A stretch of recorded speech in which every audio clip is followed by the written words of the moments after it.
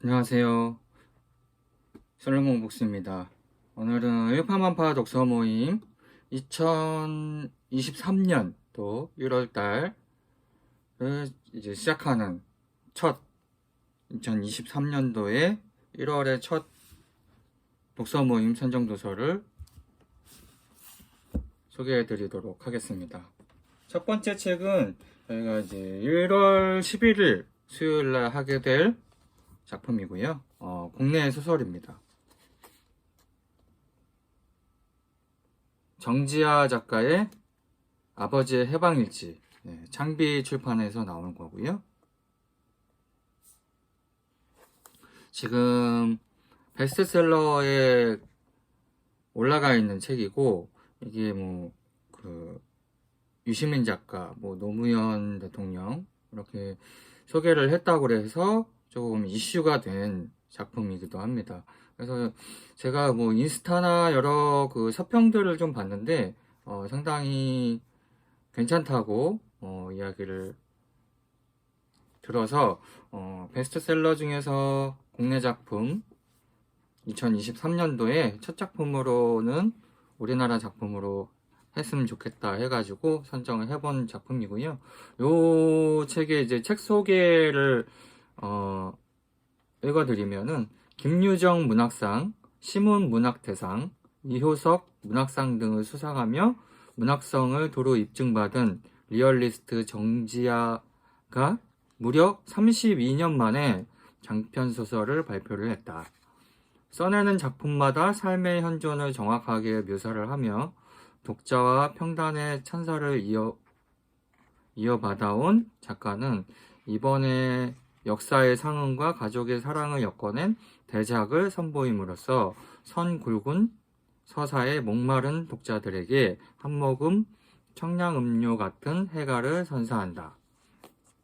이 소설은 전직 빨치산 아버지의 죽음 이후 3일간의 시간만을 현재적 배경으로 다루지만 장례식장에서 얽히고 설킨 이야기를 따라가다 보면 해방 이후 70년 현대사의 질곡이 생생하게 드러난다. 이러한 웅장한 스케일과 함께 손을 놓을 수 없는 몰입감과 동시에 안겨주는 것은 정지아만이 가능한 서사적 역량이다. 라고 이 출판사 소개에도 적혀 있습니다. 아버지에 대한 이야기고, 그 당시의 사회적 배경에 대한 이야기가 나오니까, 한번 읽어보면은 좋을 것 같습니다. 그래서 첫 번째 작품은 1월 11일 날 하는 정지아 작가의 아버지의 해방일지였고요. 두 번째 작품은 1월 25일에 할 작품이고, 봄날의 책에서 나온 클라리시 리스펙토르의 GH에 따른 순환이라는 작품입니다. 이 표지가 되게 강렬한 표지인데 표지에 또 제목이 없어가지고 요 사이드로 봐야 됩니다. 네, 이 작품은 배수아 작가의 또 그런 번역이라고 해서 좀 저한테 눈길을 좀 끌었고요.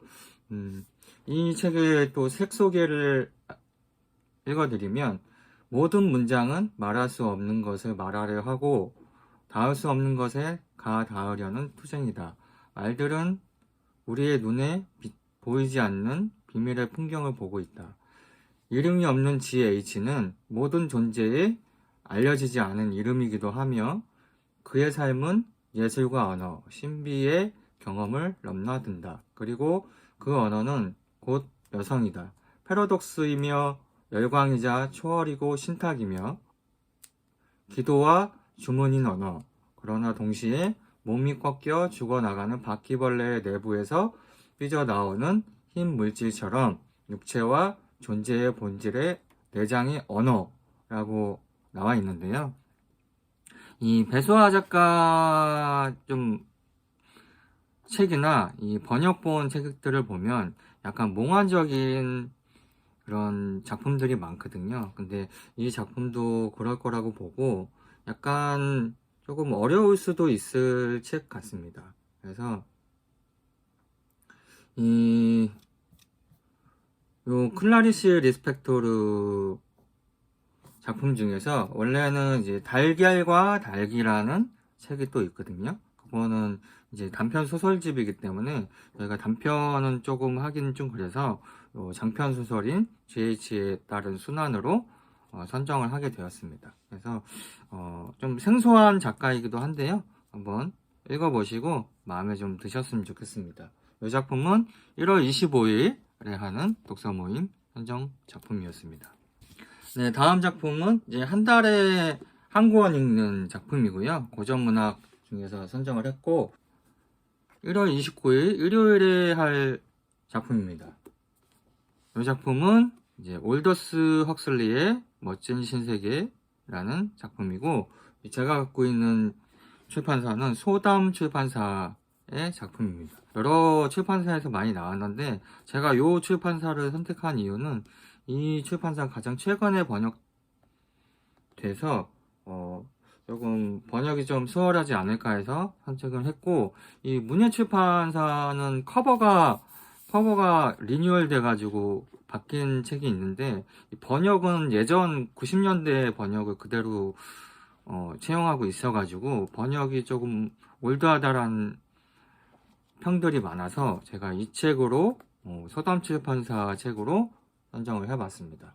이 책은 디스토피아 문학에서 이 멋진 신세계 책이랑 그리고 조지 오웰의 1984 이렇게 두 가지 책을 많이 비교하는 작품이고요. 이 올더스 헉슬리가 올더스 헉슬리 가문을 보면 이 과학자 출신 가문이거든요. 그래서 저희가 코스모스 읽었을 때도 헉슬리에 대한 그런 이야기도 나옵니다. 근데 요 올더스 헉슬리는 소설적으로 빠진 인물이죠. 그래서 소설 쪽에서도 약간 과학이 가미된 작품들을 써가지고 요 작품이 가장 유명한 작품이고 이 작품은 또 독서 모임에서 좀 많이 해주셨으면 좋겠다라고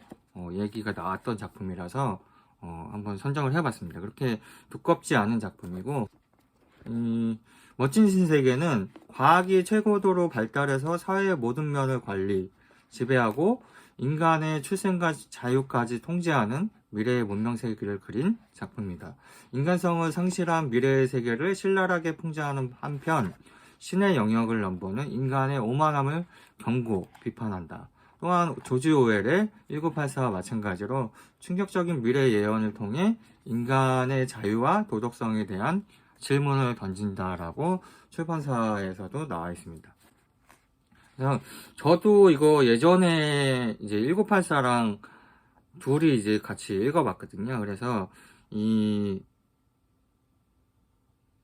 작품이 상당히 좋았던 기억이 있습니다. 그래서 저는 디스토피아 작품 중에서 이 멋진 신세계하고 그 다음에 1984 그 다음에 화씨 451 레이 브래드버리의 화씨 451 그렇게 고전소설 디스토피아 중에서는 그 세 작품을 좀 좋아하는데요. 그 중에서 하나인 멋진 신세계를 요번에 한 달 동안 읽으시면 될 것 같습니다.